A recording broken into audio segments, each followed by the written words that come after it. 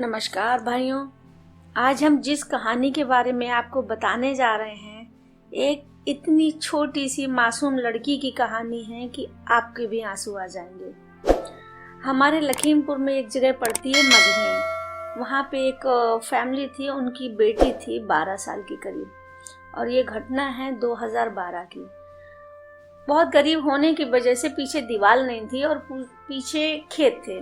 वो लड़की अपनी अम्मी से कहती है, अम्मी मुझे टॉयलेट जाना है। टॉयलेट मैं बोल रही हूँ, वो लड़की तो जो बोली होगी अंडरस्टूड। उसकी मम्मी ने बोला कि आप चले जाओ। वो लड़की गई। वहाँ पे 2 लड़के पहले से ही घात लगाए बैठे थे। उन लड़कों ने उसको पकड़ लिया।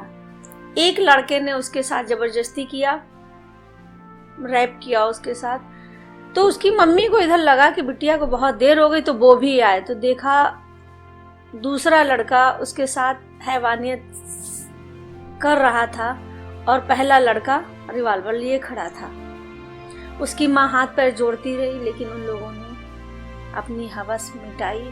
उसके बाद उस लड़की को उसी हालत में छोड़ के ऐसे से लहराते हुए रिवॉल्वर चले गए। वो ऐसे ही लड़की को चादर में लपेट के, लड़की की एज बहुत कम थी, चौकी लेके गए, चौकी से थाने लेके गए, लेकिन उनकी कोई सुनवाई नहीं हो रही थी। किसी ने उनका 156C में मुकदमा डलवा दिया।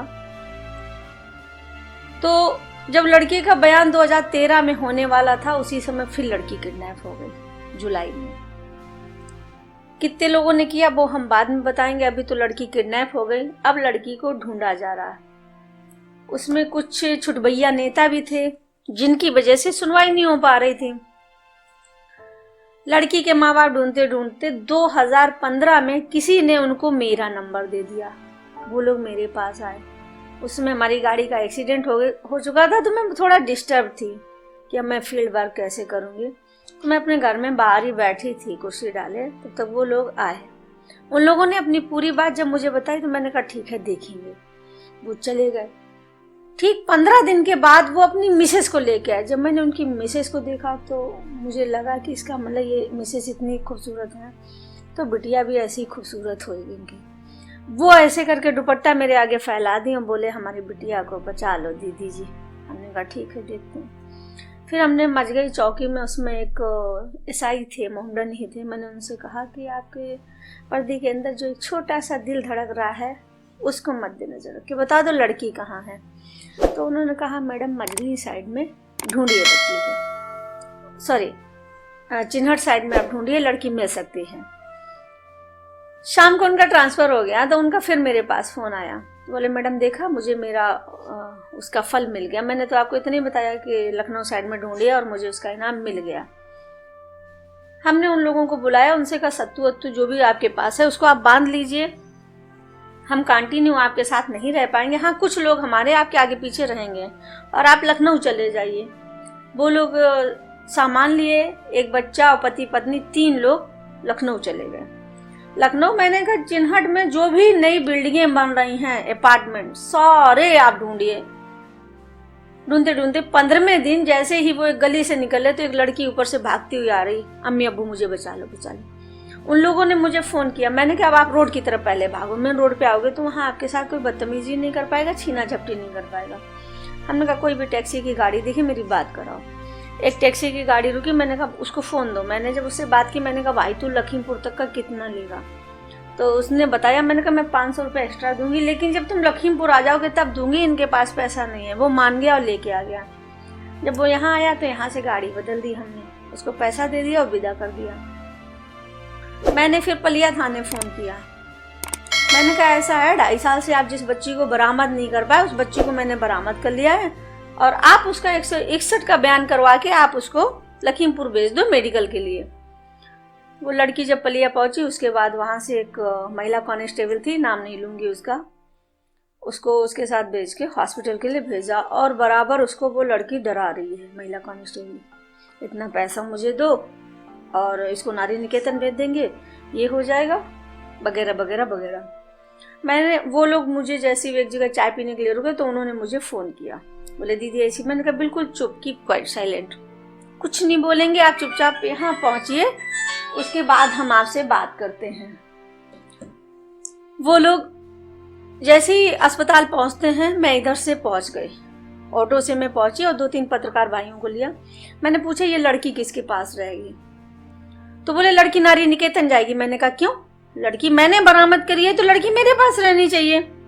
मैंने कहा लगाओ इसके ऊपर कैमरे, जरा इनसे पूछो कि नारी निकेतन में ये कैसे भेजेंगी। बोले मैडम उसकी निगरानी के लिए। तो हमने कहा कि ठीक है, आप निगरानी के लिए, लड़की मेरे उसमें रहेगी संरक्षण में, क्योंकि मैंने बरामद करी है।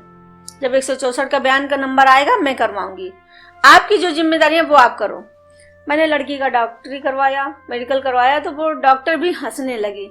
तो हमने कहा यार शर्म करो आप थोड़ी सी, लड़की ये 14 साल 14.5 साल की लड़की है और आप हंस रहे हो। उसके साथ जितना शोषण हुआ होगा हैबिचुअल तो आना ही आना है, उसमें रैप नहीं आएगा, उसमें हैबिचुअल ही आएगा। 2.5 साल से जो लड़की अपने घर से किसी के अंडर में है, किसी की कस्टडी में है, डर है उसको, तो वो जो जैसा चाहता होगा वैसा करेगा।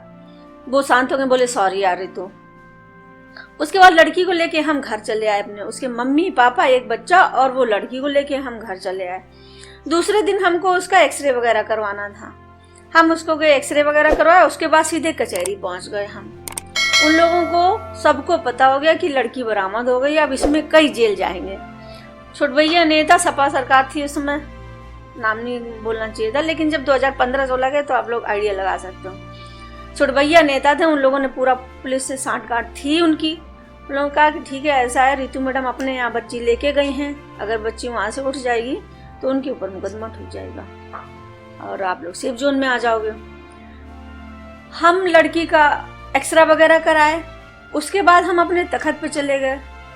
तो हमने उससे कहा, उसकी मम्मी से कहा, और मेरे साथ 1-2 और महिलाएं थी, कुछ और परिचय के लोग मिल गए, वो सब तखत पे बैठ। मैंने कहा इस बच्ची का ख्याल रखना, हम अभी आ रहे हैं, एसडीएम साहब से हमको मिलना है। हम वहां गए, किस्मत अच्छी थी कि एसडीएम साहब मिले नहीं, मैं फिर बैक हो गई।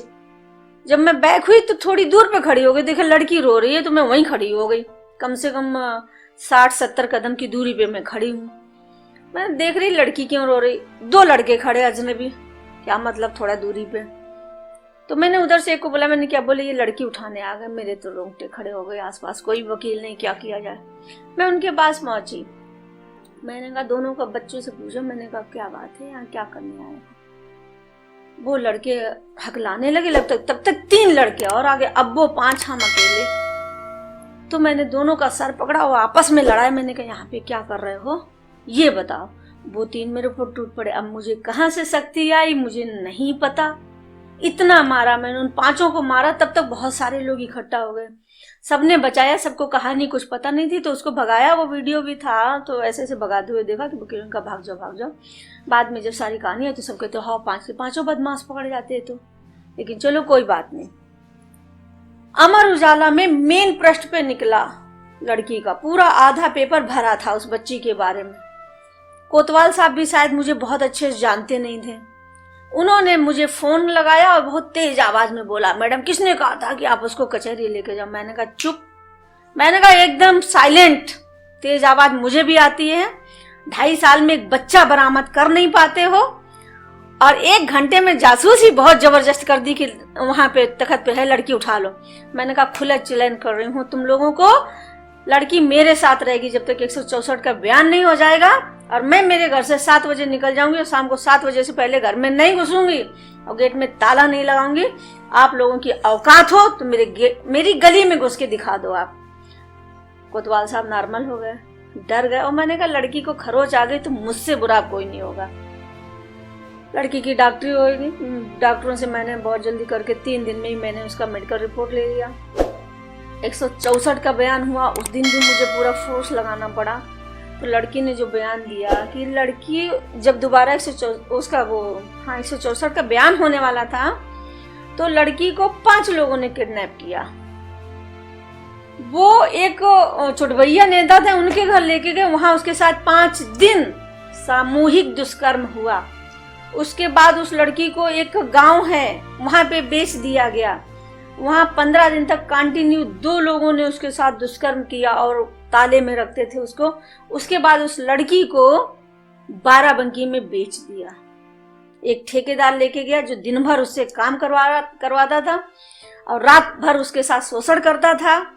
वो लड़की 1-2 बार लेबरों से बता के भागने की कोशिश करी तो उसको बहुत मारा है कि वो लड़की डर की वजह से मुंह बंद कर ले। मरने भी नहीं दे रहा था क्योंककि दिन भर लेबरों के बीच में रखता था, रात भर खुद शोषण करता था। लड़की बहुत खूबसूरत। जब मैंने उसको देखा मैंने कहा यार ये लड़की बताइए इतनी। 164 का बयान हुआ। उसके बाद हमने कहा फटाफट लड़का ढूंढो को, इसकी शादी करनी मुझे। वहाँ पे उन लोगों ने शादी नहीं करने दे। मजगई में उसकी लड़की की शादी नहीं होने दे रहे थे। मैंने कहा कि एक ही जगह आपको मिलेगा वो निकाह करवाने वाले। हमने कहा लखीमपुर लेके आओ। उसका निकाह करवाया। उसको एक बच्ची है और आज की डेट में 7 लोग जेल में हैं। केस चल रहा है। वो बच्चे सारे मुझे बुआ कहते हैं। वो लड़की इसमें 2 बच्चों की माँ है और वो पूरा परिवार मुझे बहुत प्यार करता है। छुटभैया नेता ने क्या किया, कुछ और छुटभैया नेता मिलके मेरे ऊपर चारों तरफ से शिकंजा कस दिया।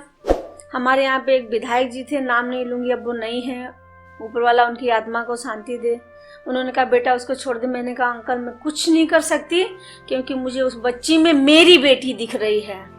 उसके बाद और एक नेता के फोन आता है मेरे पास, मैंने उनको भी यही जवाब दिया। मैंने कहा सॉरी अंकल मैं कुछ नहीं कर सकती हूँ। इन लोगों ने मेरे चारों तरफ पूरा पहरा बिठा दिया। आए दिन झगड़े। मेरे घर में भी एक छुटभैया नेता घुसने की कोशिश करी, मेरी बच्ची के साथ छेड़छाड़ करने की कोशिश करी, लेकिन मैं उसमें हॉस्पिटल थी, मैं वहां से भाग के आई। उसके बाद उन लोगों ने पूरा मोहल्ला मिलके, हमारा पूरा पटेल नगर मिलके मेरे ऊपर झूठा मुकदमा, पहले तो मुझे 76 के केस में या मैं सेक्स रैकेट चलाती उस तरह से, लेकिन उनको कहीं से कुछ नहीं मिला। मैं किसी से 2 रुपए लेती नहीं हूँ। मेरे साथ जो भी महिलाएं हैं जिनमें या तो मैं बहुत उनको उसमें रखती हूँ, फौजी की तरह से बिल्कुल फर्म में रखती हूँ, और मुझे लगता है कि अगर कोई महिला डिसबैलेंस हो रही है तो उसको हटा भी देती हूँ, अपने टीम से बाहर कर देती हूँ। तो उन्होंने मेरे ऊपर उसके बाद मुकदमा लिखा। 15 दिन कंटिन्यू हर चैनल पे चला कि और ये देखिए मानवाधिकार की डॉक्टर रितु वर्मा जो खुली गुंडई करती हैं, मोहल्ले वाले परेशान। तब मैं चिढ़ के, मैं भी इतना पजल्ट हो चुकी थी, मैंने भी चूड़ियां उतार दी। मैंने कहा अब जो मुझसे टकराएगा मैं उसको चूड़ियां पहनाऊंगी। यहाँ तक कि उन लोगों ने इतना पैसा फूका मुझे 3 दिन खाली जेल भेजने के लिए। 24 धारा लगी, धारदार हथियार से हमला, कुत्ते ने काटा था। उसके बाद फिर इन लोगों ने एप्लीकेशन, कोई 5000 पे बिक रहा था, कोई 3000 पे बिक रहा था, वकील जैसे लोग बिक रहे थे। एप्लीकेशन लेके वहां पहुंचे। डीएम मैडम थी किंजल, हमारी उनकी थोड़ी पटती नहीं थी क्योंकि वो डीएम थी और मैं आजाद परिंदा थी, लेकिन वो अच्छी बहुत थी। मैं उनकी जितनी तारीफ करूं। जब 15-20 औरतें उनके यहाँ पहुंची तो कहा कि उनके कुत्ते ने किसी काट लिया। मेरे पास फोन आया, रितु यार कितना आतंक मचाए हो। मैंने कहा क्या हो गया? बोले आपका कुत्ता। मैंने कहा आप जहां भी हो पहले मेरे घर पहुंचो, मैं तो बाहर हूँ। वो लोग आए, देखा कुत्ता छत पे है और बाहर से ताले पड़े हैं। तो वो लोग कहे कि इसका मतलब रितु के साथ गेम खेला जा रहा। फिर कुछ वकील लोग जब वहां पहुंचे तो उन्होंने बहुत तेज ऐसे एप्लीकेशन फाड़ के फेंक दिया। बोले ड्रामा करते हैं आप लोग, शर्म नहीं लगती? एक महिला के पीछे पड़े हैं जो समाज को कुछ देना चाहती है, जाइए कुत्ते के ऊपर मुकदमा करिए जाके।